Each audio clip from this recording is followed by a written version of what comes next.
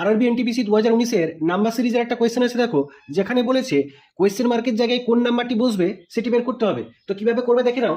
প্রথমত নাম্বার সিরিজের প্রবলেমগুলো সলভ করার সময় যেটা করতে হয় সেটা হচ্ছে গ্যাপগুলো দেখতে হয়।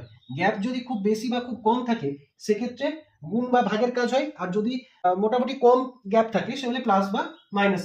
গ্যাপগুলো যদি দেখি 158 মাইনাস 14 আর 144, 258 মাইনাস 158, 100, 322 মাইনাস 258, 64। আচ্ছা, এবার এখান থেকে কি কি বুঝতে পারছো?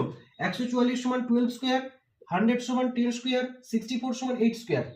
তো পারফেক্ট স্কোয়ার সেটা হচ্ছে ইভেন নাম্বারগুলো, সেটা ডিক্রিজ হচ্ছে পরপর। তাহলে এরপরটা কি হবে? 6 স্কোয়ার মানে 36। 36 এর সাথে যদি অ্যাড করা হয়, যদি যোগ করা হয় তাহলে কত হবে?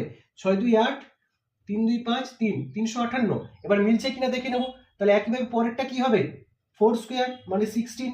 16 যদি হয় 8 6 14 4, হাতে থাকে 1, তো 5 1 6 1 7 আর 3 374। দেখো মিলে যাচ্ছে। তাহলে 358, অপশন বি 358 হয়ে গেল এই কোয়েশ্চেনের সঠিক আনসার। ওকে।